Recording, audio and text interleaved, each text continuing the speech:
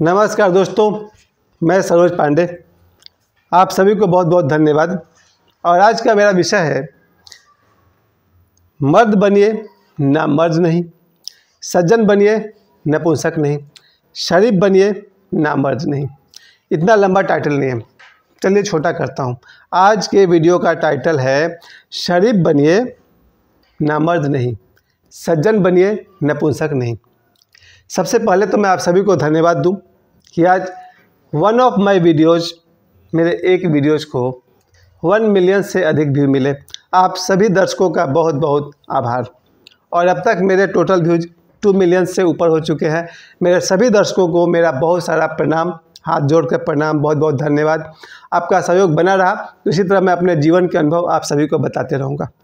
और आज मैं आप सभी को अपने जीवन का कड़वा अनुभव बताना चाहता हूँ। मेरे 5 ऐसे दोस्त हैं जिन्होंने मेरे साथ ऐसा ऐसा बिहेव किया जहाँ मुझे लगता था कि शरीफ बनो ना मर्द नहीं। मैंने इन 5 जगह पर पलट कर जवाब नहीं दिया। बाद में ये 5 दोस्त मेरे गुरु बन गए। मैंने इनसे बहुत कुछ सीखा है। ये मेरे गुरु हैं।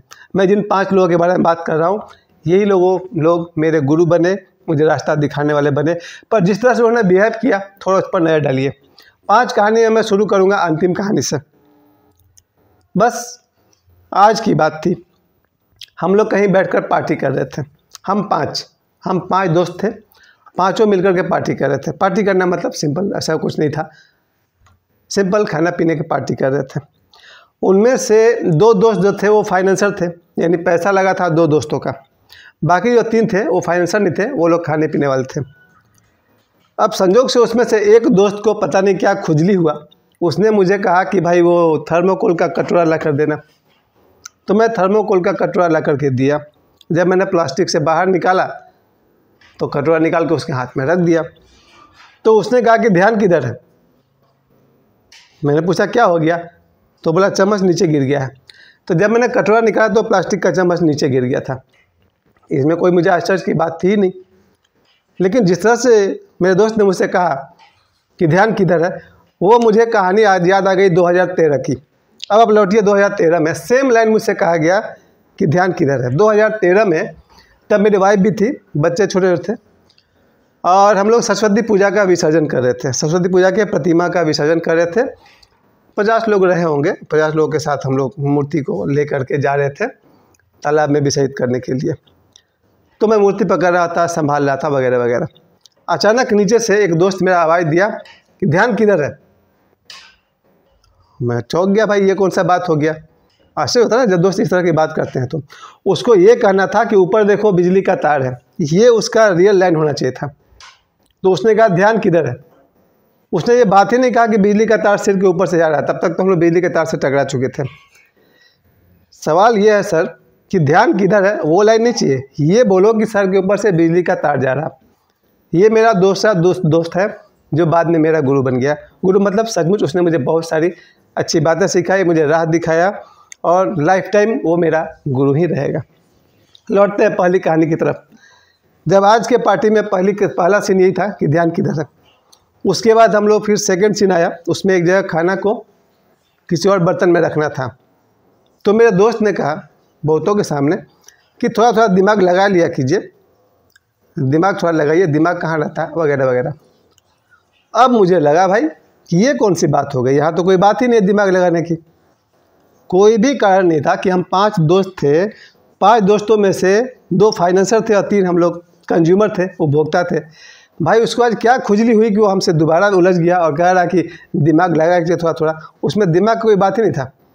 बात यह था कि अगर गर्म खाना को हम पॉलीथीन में रखते हैं तो गर्म खाना और पॉलीथीन के डायरेक्ट टच से केमिकल रिएक्शन हो सकता है। ये बात मुझे ही पता है, पर ऑर्डर यही था कि उसको पॉलीथीन में रखा जाए। 1 सेकंड को तो हम भी रुक गए कि यार ये तो बात ही गलत है। गर्म खाना को आप पॉलीथीन में डाल दीजिएगा, इट विल रिएक्ट। खैर तब तक दोस्त ने भाषण देना शुरू कर दिया कि थोड़ा थोड़ा दिमाग लगा लिया कीजिए। हो दिमाग हो गया गर्म कि यार ये संडे का दिन में आदमी खाना खाने आया है और इसके साथ खाना खाएगा। अब ये 5 दोस्त में से ये मेरा दोस्त नंबर 2, ये दोनों मेरे दोस्त हैं। अब आइए सीन नंबर 1, तीसरा दोस्त 1992। ये दोस्त भी मेरा बाद में आध्यात्मिक गुरु बना। इसके घर में मैं गया था, उसके घर पे कोई शादी थी। शादी में जब मैं गया तो रात के 9-10 बजे उसने कहा चलो खाना खा लेते हैं। ठीक है, खाना खाने के लिए हम गए तो नल के पास जाकर हम हाथ पैर धो रहे थे। आंगन में 10-15 औरतें थी या ज़्यादा औरतें थी। जब मैंने पैर धो लिया बहुत ज़ोर से चिल्लाया, ठीक से पैर धो। जब वो चिल्लाया तो उसकी बड़ी बड़ी आंखें, उसका वो गुस्सैल चेहरा और 10-15 औरतें मेरा मुंह देख रही कि हुआ क्या। मैंने कहा यार दोस्त होकर के आंगन में ऐसा बेइज्जती। यार वो बोल रहा कि पैर धो, ऐसा चिल्लाया जैसे कि हम कोई उसका गुलाम हो, वो मेरा मालिक हो। लेकिन मैं पलट के जवाब नहीं दे पाया। दोस्त है, उसे घर गए खाना खाने के लिए। ये था दोस्त नंबर 3। अब आइए दोस्त नंबर 4। याद रखिए ये सभी बाद में मेरे गुरु बने। ये भी मेरा आध्यात्मिक गुरु बना जिसने मुझसे कहा कि पैर धो, बहुत ज़ोर से चिल्लाकर कहा था। तो अब तक मैं आपको 3 दोस्तों के बारे में बता चुका। पहला दोस्त ध्यान किधर है, ऊपर बिजली का तार है। दूसरा दोस्त ध्यान किधर है, फॉर नथिंग, तो जो कटोरा और चम्मच गिरा है। और तीसरा दोस्त बोलता है पैर धो। दोस्त नंबर 4 ये भी बाद में मेरा गुरु बना। इसके साथ हम इसके घर पर बैठकर खाना खा रहे थे। तो जब खाना परोसा गया तो जैसे ही मेरे सामने खाना आया और बाकी खाना अभी परोसा ही जा रहा था कि बस मैं तो ठहरा गांव छपरा जिला का गवार, बस हाथ डाला थाली में और शुरू हो गया। और दोस्त ने पूरे परिवार के सामने मेरी बेइज्जती करते हुए कहा कि तुमको महफिल में बैठने नहीं आता है। बात उसकी सही थी, तरीका नहीं था। जब तक खाना सबको नहीं परोसा जाए, जब तक सबको खाना नहीं परोसा जाए और एक तरह का आज्ञा दी जाती है आज शुरू कीजिए, तब खाना शुरू करना चाहिए। उसने मुझे बहुत अच्छी बात सिखाई, मैनर की बात सिखाई, लेकिन जो तरीका था वो गड़बड़ था। तो ये मेरे दोस्त नंबर 4। अब आइए दोस्त नंबर 5। ये भी मेरे गुरु हैं और बहुत बड़े गुरु हैं। ये गुरु भाई साहब हमेशा टोंट करते थे, ज़िंदगी में क्या किया, लाइफ में क्या किया, टीचर है तो क्या किया, ट्यूशन मास्टर है तो क्या किया, और व्हाट्सोएवर। मूड आया बोलते गए बोलते गए बोलते गए। फिर अपने बातों में गालियाँ देना शुरू कर दिया। दोस्त गाली दे बिल्कुल आश्चर्य नहीं होता है। जो भी गाली था 2, 4, 5, 10 गाली सुनते गए। अब वो गाली दे रहा, उसके पीछे उसकी बीवी और उसके बच्चे हंस रहे थे। मुझे लगा ये थोड़ा ज़्यादा हो रहा। एक आदमी गाली दे रहा है और पीछे उसकी बीवी बच्चे हंस रहे हैं, तब तो सूरज पांडे तुम्हारा क्या इज्जत रह गया। तो मैंने भी कुछ 2-4 बातें कही। ये थे मेरे 5 गुरु। ये मेरे 5 गुरु हैं जो मेरे मार्गदर्शक हैं, मुझे राह दिखाते हैं।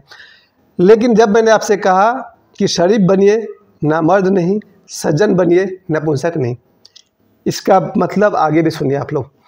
ये तो 5 दोस्तों की कहानी है। अभी और 5 दोस्त की कहानियाँ बता सकता था, लेकिन हटाइए, जस्ट इग्नोर देम। हटाइए ऐसे लोगों को ज़िंदगी से, डिलीट कीजिए, ब्लैक लिस्ट में डालिए, क्योंकि इनके साथ क्या करना चाहिए था वो सुनिए। सीन 1।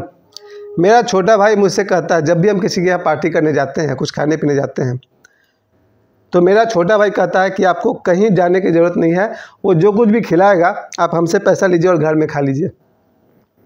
फिर से सुनिए, अगर आपको कहीं भोजन पर बुलाया जाए और कोई आदमी आपके साथ ऐसा सलूक कर रहा जस्ट आउट ऑफ एस्केबिज, खुजली के कारण, तो रूल नंबर 1, कोई आदमी जो आपको खिला सकता है, मेरा भाई कहता है कि वही खाना आपको हम खिला देंगे, रसगुल्ला हो व्हाट्सोएवर, आप हमसे पैसा लीजिए, खाइए और घर में रहिए, किसी के घर जाने की ज़रूरत नहीं है।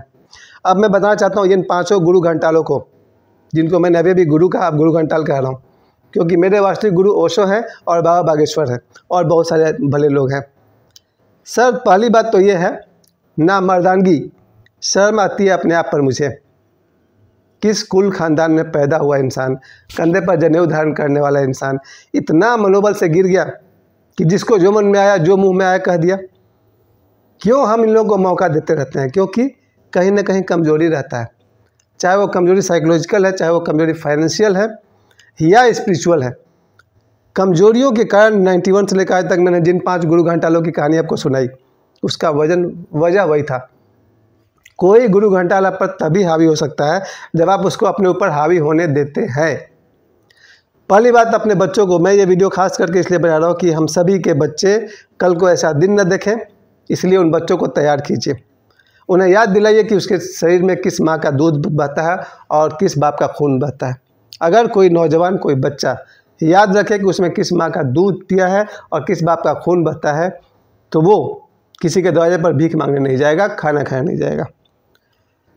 सदैव याद रखिए, जो आदमी दूसरे के दरवाजे पर गया उसकी इज्जत तो उसी समय ख़त्म हो गई। क्यों आप किसी के दरवाजे पर आते हैं? प्रीति से बढ़कर कोई आपको बुलाए, फिर से कहूँगा, प्रीति से भरकर कोई आपको बुलाए, उसकी बात कुछ और है। दोस्त दोस्ती में कुछ कहा जाए, उसकी बात कुछ और है। लेकिन आप किसी को सिर्फ इसलिए बोल पा रहे हैं क्योंकि उसका व्यक्तित्व बुझा बुझा सा है, जो कि मेरा है। 5 लोगों में एक हम ही मिले थे जिसको ये कहा जा सका कि ध्यान किधर है, या ये कहा गया कि दिमाग लगाइए, बाकी 4 लोग सुपरस्टार हैं। क्यों होता है कि आदमी किसी को देख कर न सोचता इसको थोड़ा सा ठोक दिया जाए? कुछ लोग हैं जिनको ये साइकोलॉजिकल बीमारी है, किसी को देख के उसको लगता है ना, ये इसको कुछ सुना दिया जाए, बहुत मज़ा आने वाला है। और अगर जो आदमी सुन रहा है उसको सुनाने का मज़ा ही कुछ और है। मेरे इन 5 गुरु घंटालों ने जिस तरह से मेरे साथ ऐसे किया, एक तरफ तो मैं ये कह रहा हूँ कि वो मेरे दोस्त हैं, as a friend everything is fair, लेकिन मैं अपनी ज़िंदगी देखता हूँ, मैं भी तो 50 साल से दुनिया में रहता हूँ। मैंने किस बेचारे को इस तरह से सुधारा? मैं प्रतिदिन यूट्यूब पर बात करता हूँ, अब तक मेरे इतने सारे वीडियोज़ रहे होंगे सर, थाउजेंड्स ऑफ वीडियोज़ में मैं लोगों को अपनी कमियां बताता हूं, अपनी गलतियां बताता हूं, ताकि उनके जीवन में वो सब ना हो सके। मैंने कब किसी आदमी को प्रत्यक्ष रूप से या अप्रत्यक्ष रूप से इस तरह से बिहेव किया? कोई मुझे बता दे, मुझे जानने वाला एक भी दोस्त कहे कि हाँ तुमने फला कमज़ोर आदमी को ऐसे बिहेव किया था? नेवर। मैंने अपने जीवन काल में किसी कमज़ोर को, नौकर को, जूनियर्स को, स्टाफ को, स्टूडेंट को कभी टॉर्चर नहीं किया। क्यों? बताने का और रास्ता दिखाने का एक तरीका होता है। दोस्त से कैसे बिहेव किया जाता है या अपने से 10 साल बड़े से कैसे बिहेव किया जाता है, हम सिखाने आएंगे? मुझे बताना पड़ेगा कि अपने से बड़े से कैसे बात किया जाता है? नहीं आता है, देन फॉरगेट।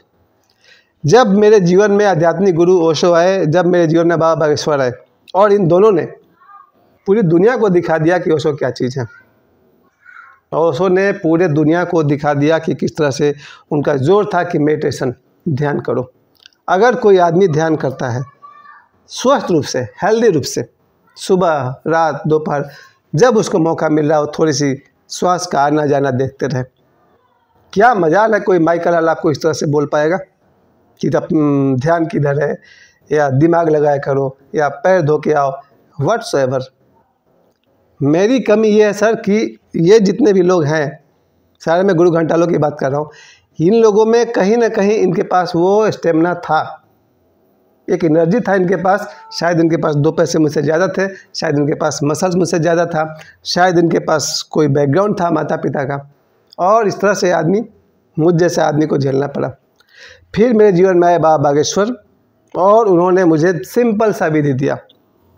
ओशो का ध्यान भी तो मैं करता ही हूँ।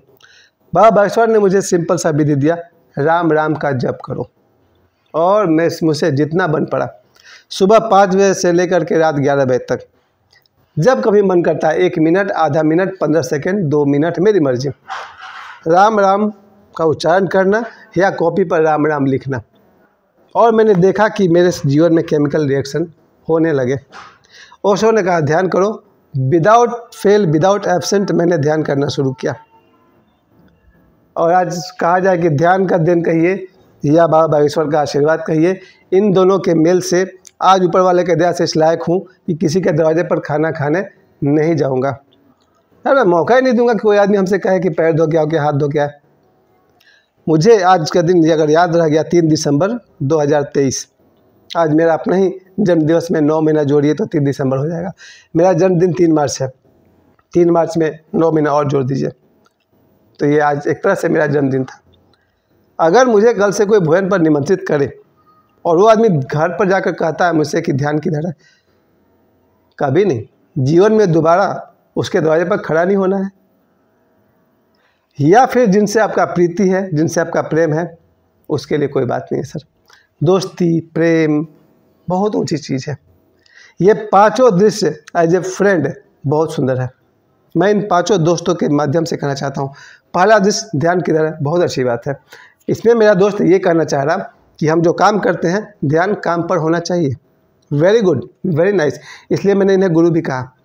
जहाँ मेरा दूसरा दोस्त कहता है कि ध्यान किधर है, वहाँ भी वही मतलब था, ऊपर से बिजली का तार पार हो रहा। अगर उसमें टकरा गए तो भाई हाल में हुआ था ना, कितने लोग जलकर राख हो गए थे। हाई वोल्टेज तार के पास टकरा गया था, यही था। तो उस दोस्त का भी यही मैसेज था कि भाई ये दुर्घटना हो जाएगी, ध्यान किधर। Very nice. जिस दोस्त ने कहा था पैर हाथ अच्छा से धो, बहुत अच्छी बात है, बिल्कुल बायोलॉजिकल बात है कि हमें अपने पैर और हाथ अच्छे से धोने चाहिए। पानी है ही, समय दे ही रहे, वॉश इट। Very nice. जिस दोस्त ने मुझे ये सिखाया कि टेबल पर खाने का तुमको नहीं आता है, मैं आज दोपहर में जब मैं खाने बैठा था तो मैंने देख लिया सब कोई के पास भोजन पहुंच गया है, लोगों ने शुरू कर दिया, उसके बाद में खाया। आज इस घटना को 15-20 साल हो गए, लेकिन दोस्त की शिक्षा को मैं कभी नहीं भूला। आज उसी दोस्त के बदौलत जब भी मैं कहीं खाने बैठता हूँ, बिना उस होस्ट के परमिशन के मैं भोजन शुरू नहीं करता। Thanks a lot. मेरे दोस्त को बहुत धन्यवाद जिसने मुझे टेबल पर बैठने का तरीका सिखाया। मेरे उस दोस्त को भी धन्यवाद जिसने मुझे हाथ पैर धोकर खाना खाना सिखाया। और उन दोस्तों को भी धन्यवाद जो कहते हैं ध्यान किधर है। मैं आप सभी का बहुत आभारी हूँ। जीवन में अपने दोस्त को हमेशा अच्छे राह दिखाते रहिए, पर याद रहे शरीफ बनिए ना मर्द नहीं, सज्जन बनिए नपुंसक नहीं। मुझे मेरे वीडियोज़ को देखने के लिए आप सभी को बहुत बहुत धन्यवाद।